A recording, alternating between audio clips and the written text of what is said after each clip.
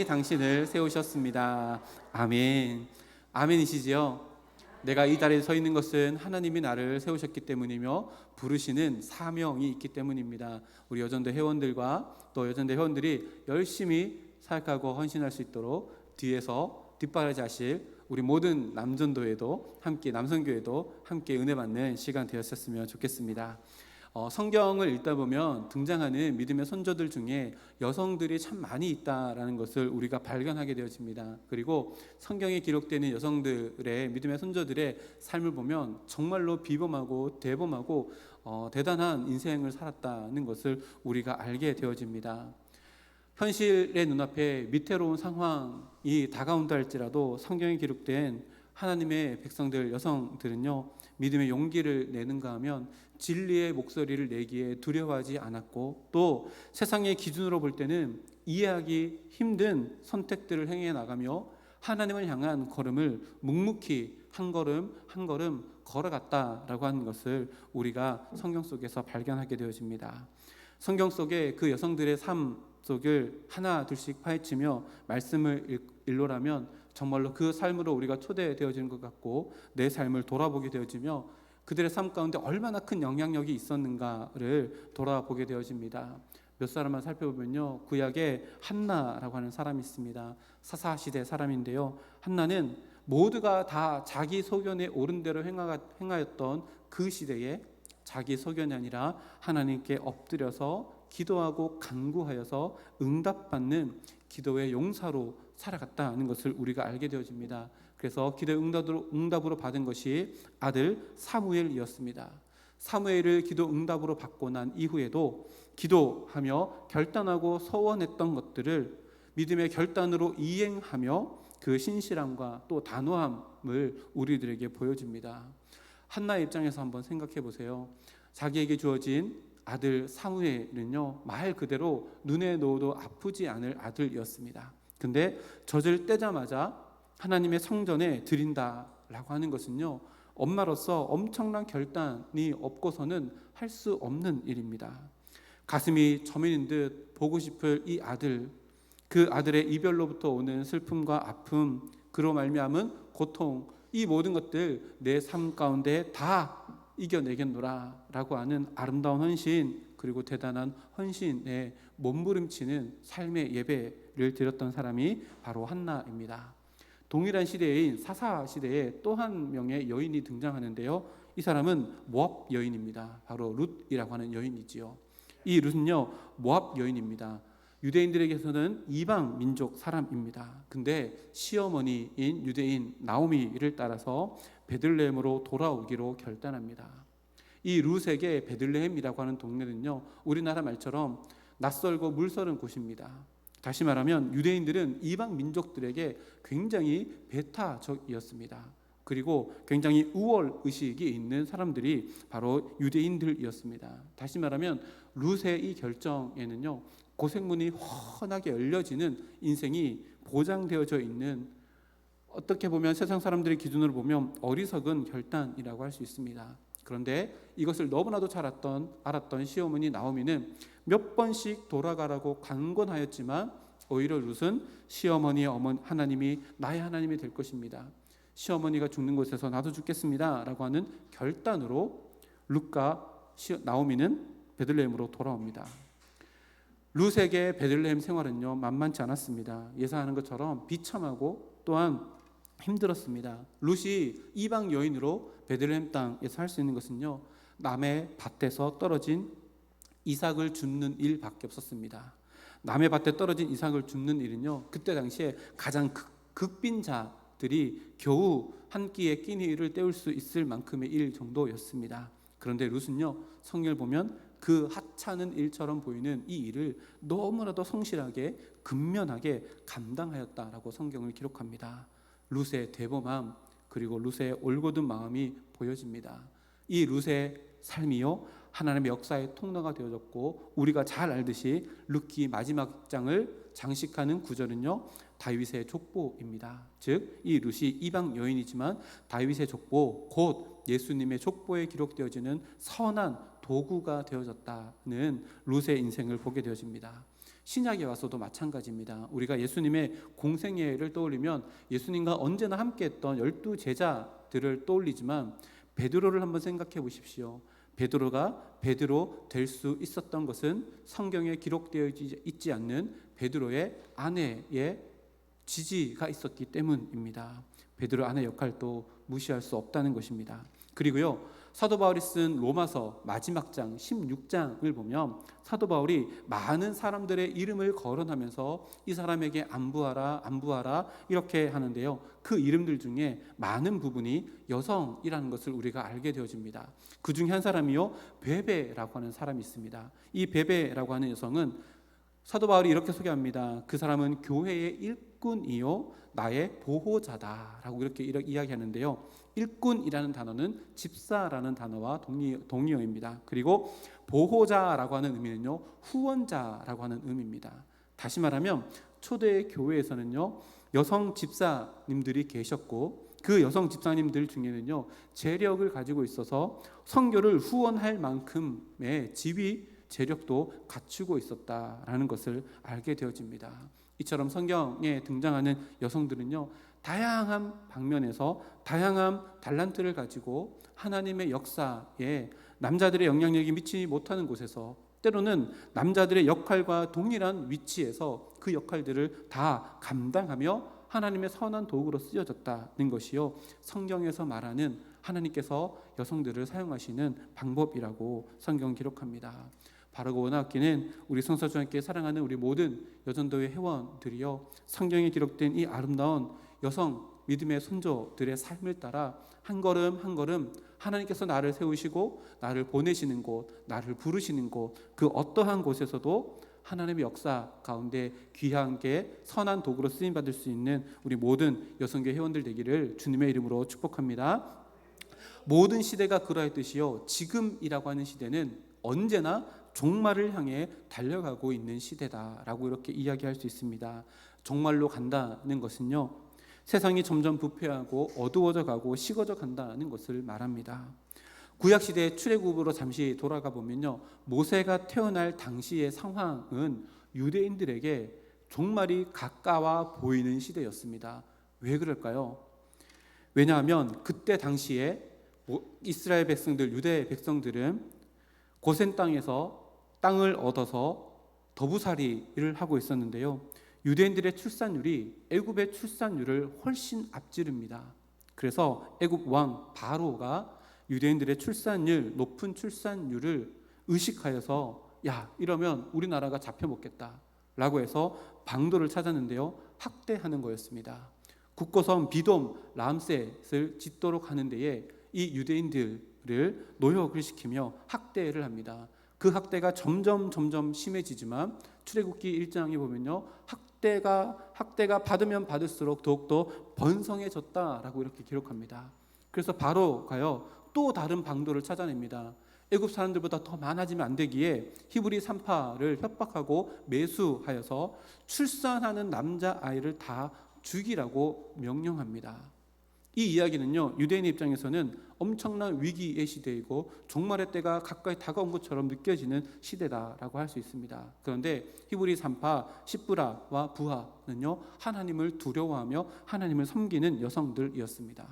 그래서 남자아이를 살려놓는데 그 중에 하나가 모세였고요, 이 모세는 출애굽, 애굽에서 나오게 되어지는 데에 지도자로 세워졌다는 것을 우리는 너무나도 잘 압니다. 다시 말하면 하나님은 종말의 때처럼 느껴지는 위협의 순간 가운데 여성들의 창의적이고 또한 대담한 결단을 통해서 이스라엘 백성들의 위기를 모면했을 뿐만 아니라 종말이 아니라 출애굽이라는 새로운 시대를 만들어 갔다는 것을 우리는 알게 되어집니다. 오늘 본문 말씀 가운데요, 베드로가 오늘 말씀을 기록하면서도 그 종말의 때를 대하는 성도의 자세가 어떠해야 하는지를 7절부터 11절까지 우리들에게 잘 가르쳐 줍니다. 그래서 종말의 때에는 이런 것들을 결단하며 이런 것들을 삶으로 살아내야 된다라고 가르쳐 주시는데요, 그 첫 번째 말씀, 우리 7절 말씀 우리 다 같이 한번 읽어보겠습니다. 7절입니다. 시작. 만물의 마지막이 가까이 왔으니 그러므로 너희는 정신을 차리고 근신하여 기도하라. 아멘.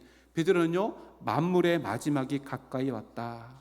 즉 오늘이라고 하는 시간은요, 종말의 때가 점점 가까이 다가오는 시간이며, 그래서 오늘의 시간은 만물의 마지막을 준비하는 날이다 라고 이렇게 운을 띄우면서 7절부터 11절까지 그러면 그 오늘을 어떻게 살아가야 되는가를 설명하는데요. 눈으로 한번 살펴보면요, 앞에 화면에 볼까요?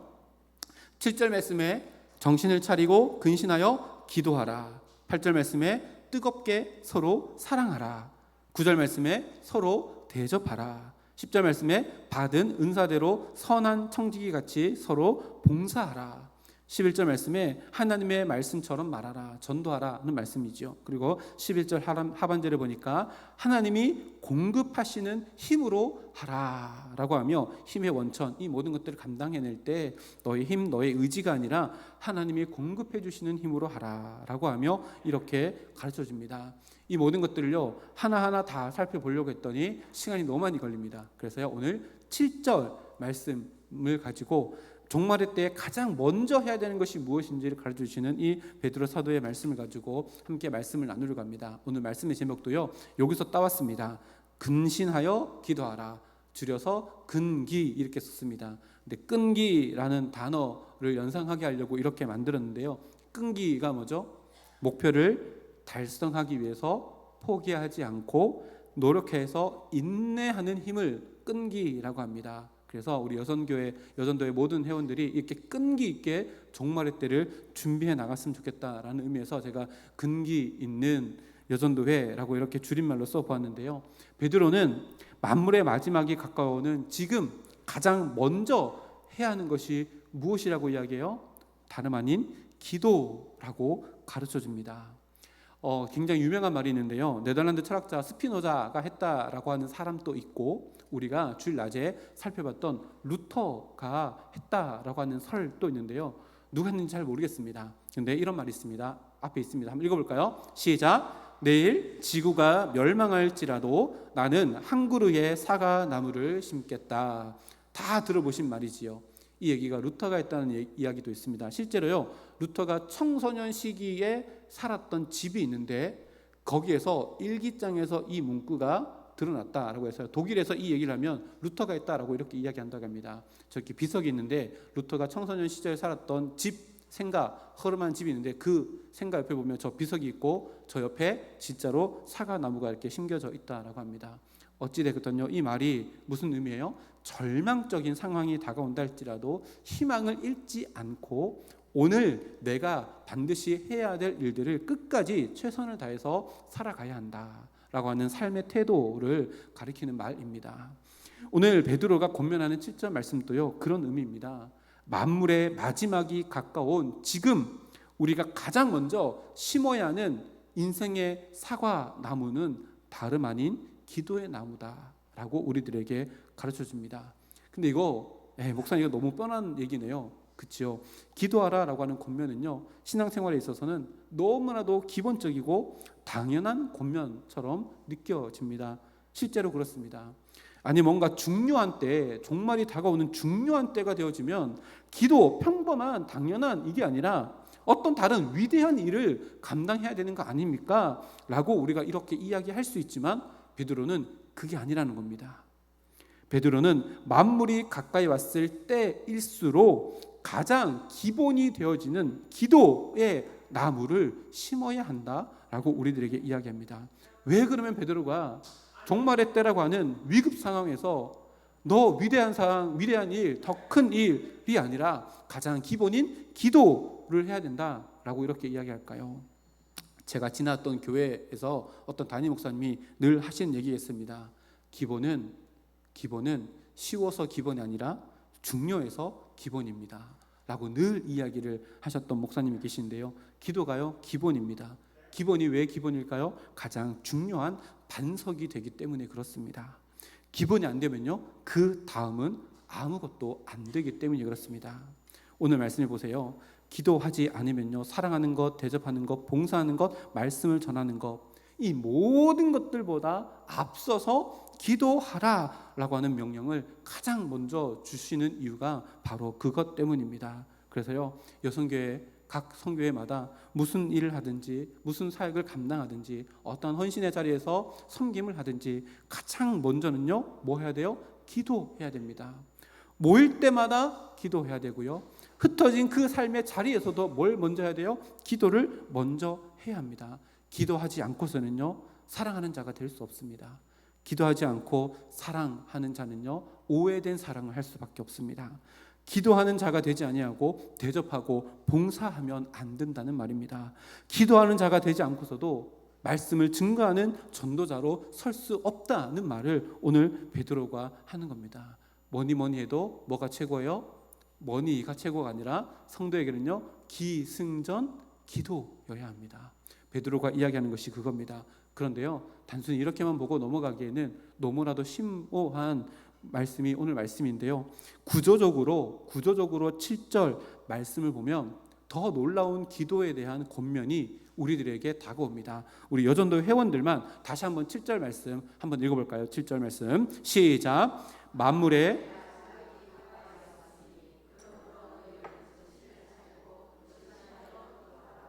아멘. 앞에 보면 붉은색 글씨로 너희는 정신을 차리고 근신하며 기도하라, 근신하여 기도하라 라고 이렇게 되어 있는데요, 원어를 그대로 번역한 성경이 있습니다. 그 성경을 보면요 어순이 이렇게 되어 있습니다.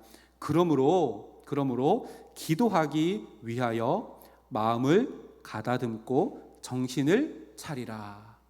여기에서 말하려고 하는 목적이 뭐예요? 목적은 기도입니다. 기도라는 목적을 이루기 위해서 정신을 차려라, 근신해라 라고 하는 권면이 바로 이 한 문장의 구조입니다. 정신을 차리고 근신하여서 기도하라, 기도를 목적으로 삼아라 라고 하는 권면이요 바로 이 권면입니다. 다시 정리해보면요, 베드로는 오늘이라는 시간은 종말의 때를 늘 가까이 다가가는 때라서 너무너무 중요한 때라서 이런 많은 일들을 해야 되는데, 그 많은 일들보다 가장 우선시 되어야 되는 것들은 오늘 네가 기도를 목적으로 삼는 오늘을 살아가야 된다라고 우리들에게 이야기하고 있는 겁니다.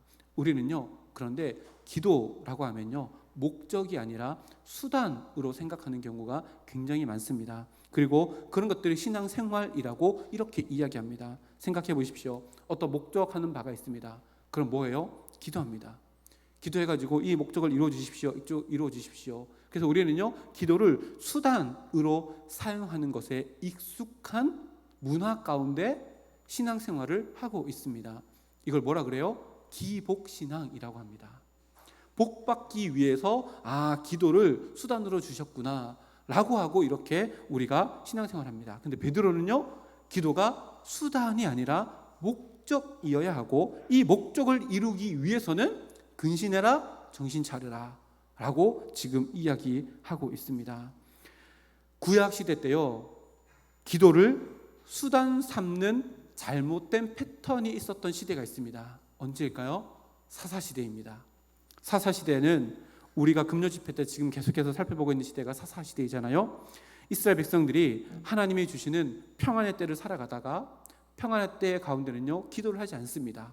근데 하나님 목전에 악을 행하여서 범죄하여서 이방 민족들이 찾아와가지고 압제해가지고 학대를 받고 힘들어하고 고통스러워하면 기도의 자리를 만듭니다. 하나님께 울부짖습니다. 왜요? 기도를 수단 삼아서 지금 이방 민족으로부터 주어진 압제를 없이 하고자 하는 목적을 이루기 위해서 하나님 앞에 엎드려 기도합니다.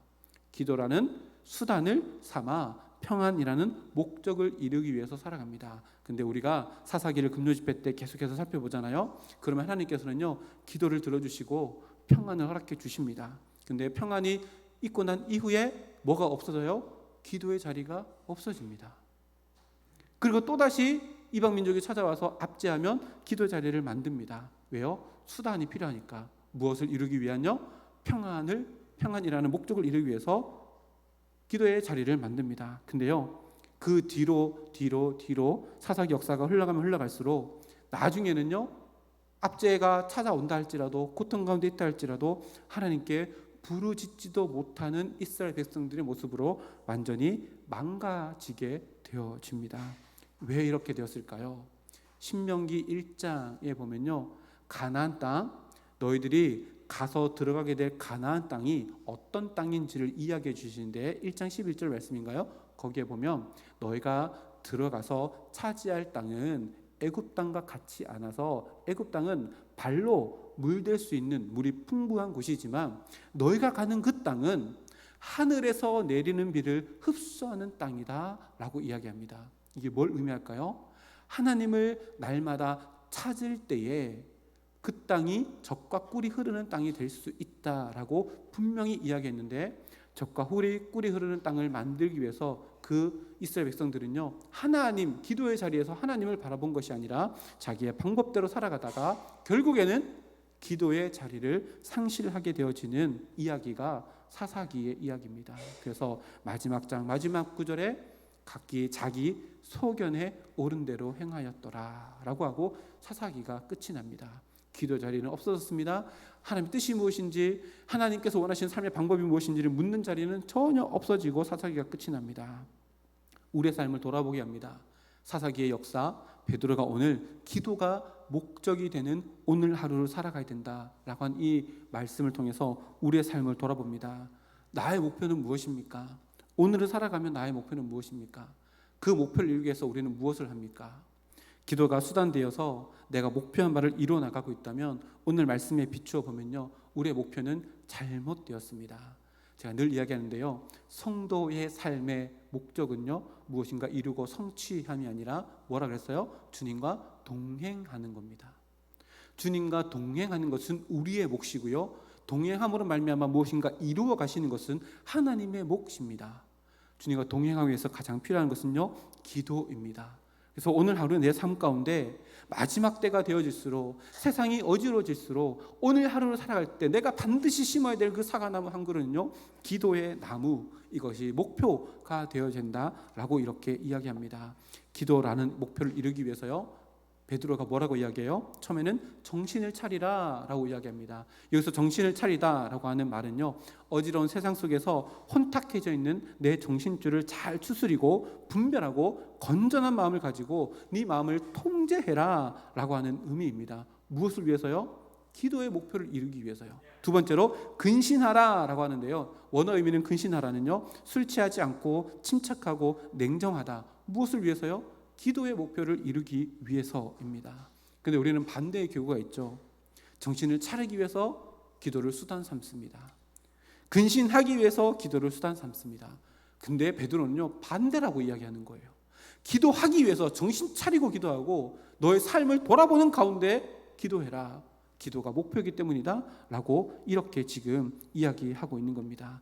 기도가 목표가 된 삶, 그 삶이야말로 마지막 때에 하나님께서 편히 쓰시는 인생이 되어지고, 기도하는 자를 통해서 하나님의 사랑이, 하나님의 섬김이, 말씀이 증거되어지는, 서로를 대접하는 그 일들이 더 풍성하게 일어나게 되어진다. 그러니 기도하는 하나님과의 아름다운 만남을 마지막 때가 되어질수록 목표로 삼고 살아가라 라고 우리들에게 이야기합니다. 한번 생각해 보십시오. 기도는 하나님과의 만남의 자리이잖아요. 우리가 누군가 약속 시간을 잡았습니다. 그리고 약속 장소에, 그 약속 시간에 누군가를 만나러 갑니다. 어떻게 나가죠? 집에 있는데 목 늘어난 티셔츠 입고 나갑니까? 아니지요. 머리 자달려가지고 떡쳐가지고 이렇게 있는 그 머리로 나갑니까? 화장 안 하고 주름 다 보이는 얼굴로 나갑니까? 아니잖아요. 머리도 감고 샤워도 하고 변장 같은 화장도 하고 옷도 좋은 거 입고 그렇게 해서 맞춰진 시간에 맞춰진 장소에 나갑니다. 왜요? 약속이 목적이고 씻는 것은 수단입니다. 그렇죠? 씻기 위한 목적을 이루기 위해서 약속을 잡나요? 나 내일 아침에 씻어야 되니까 9시에 누구 만나야지. 이거 아니잖아요. 지금 베드로가 그 이야기하고 있는 겁니다.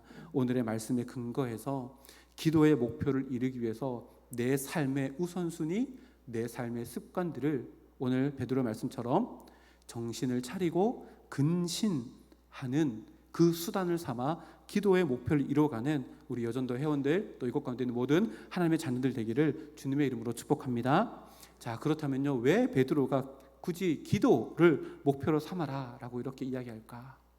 기도는 하나님과 나만의 친밀한 교제의 시간, 시간이기 때문입니다. 그리고요, 그 모든 시대에, 그리고 모든 시간, 모든 환경, 모든 상황 속에서 가장 중요하고 중심이 되는 것이 하나님과의 관계를 이룰 수 있는 기도이기 때문에 그렇습니다.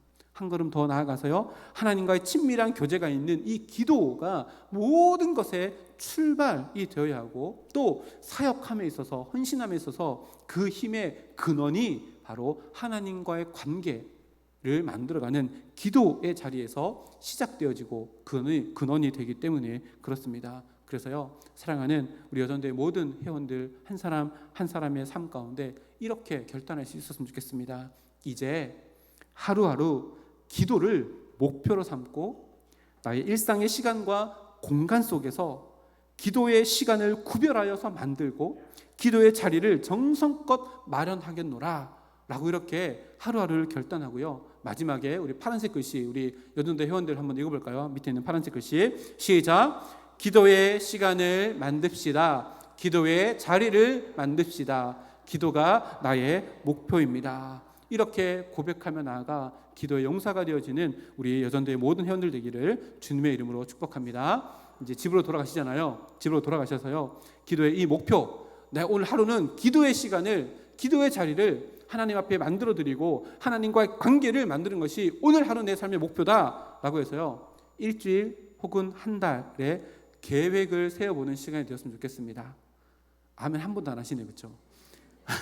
계획을 세워보신 우리 모두가 되기를 소망합니다. 꿀팁을 드릴까요? 드릴까 말까요? 꿀팁을 드릴까요? 앞에 화면 보세요. 저게 꿀팁입니다. 암호를 풀어보시죠. 화요일부터 금요일까지 5시 30분, 금요일 8시, 이 꿀팁입니다. 뭐예요? 위에는 새벽기도 시간입니다. 이 낯설어 하시는 분들은 이거 하나님 앞에 회개하셔야 됩니다. 금요일 8시는 호산나 찬양팀과 함께하는 뜨거운 찬양이 있고 기도가 있고 말씀이 있는 자리이고요, 새벽에는요, 아침마다 우리 구역장 우리 권사님들께서 제 블로그로 말씀을 다 전달하지만 새벽의 말씀 시간입니다. 이렇게 한번 해봤으면 좋겠습니다. 배부름도 한술부터인데, 그렇죠? 일주일 동안 단 하루라도 내가 새벽 제단을 쌓아보겠노라. 아무도 아멘 안 하시지만 계속 하겠습니다. 매일은 힘들 수 있어요. 근데 하루라도 내가 새벽 제단을 쌓아보겠노라. 그리고 매주 금요일 날 호산나 창딩과 함께하는 뜨거운 찬양이 있고 말씀이 있고 뜨거운 기도가 있는 금요 집회, 한 달에 4번 힘들더라도 한 달에 격주로라도 해보겠노라.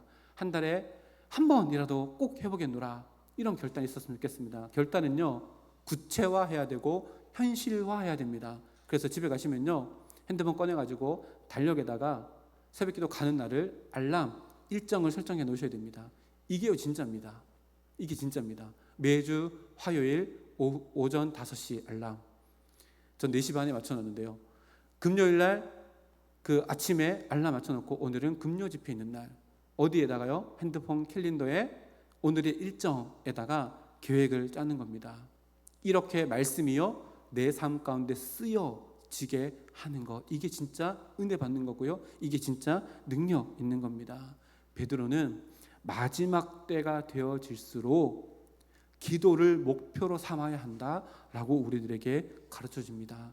왜냐하면요, 마지막 때가 되어질수록 세상이 흔들리는 것처럼 우리의 마음도 나눠지게 되어지고요, 우리의 마음이 나눠지면요, 하나님을 쫓아가야 될 마지막 시대에 세상을 쫓아가게 되진 우리들의 모습이 있기 때문에 그렇습니다. 그래서 마지막 때가 되어질 때에 우리가 기도의 자리를 목표로 삼고 오늘 하루를 살아간다면 나를 통해서 하나님께서 이루어 가실 일들이 이루어져 나가고 나는 그 과정 속에서 주님과 동행하는 은혜를 누릴 수 있게 될 겁니다. 우리 여전도에 오늘 헌신을 다짐하며 예배드리며 이 말씀을 내 마음 가운데 새기는 모든 여전도의 회원들 마음 가운데 이 기도의 목표가 매일의 목표가 되어지고, 또 여기 계시는 우리 모든 남성교회 모든 회원들 마음 가운데도 동일한 목표가 생겨져서 우리 교회가 기도하는 교회, 그로 말미암아 기도의 제단 그 위에 서로 대접하고 봉사하고 뜨겁게 사랑하고 말씀을 증거하고 전도하고 선교하는 아름다운 하나님의 사역의 가지가 사역의 열매가 더욱더 풍성하게 맺어지는 우리 교회가 되기를 주님의 이름으로 축복합니다. 두 번 결단할 텐데요. 우리 먼저 여전도회 회원들 먼저 앞에 있는 거 두 번, 앞에 있는 거 두 줄 힘차게 읽고 결단하겠습니다. 시작. 근기 있는 여전도회가 되겠습니다. 기도의 목표를 이루겠습니다. 아멘. 이제 다 같이 한번 한 장 더 넘겨주시고 모든 성도님들 다 같이 결단하며 나아갑니다. 시작. 기도의 목표를 이룹시다. 기도의 용사로 살아갑시다. 아멘. 기도하겠습니다. 하나님 감사합니다. 오늘 베드로 사도가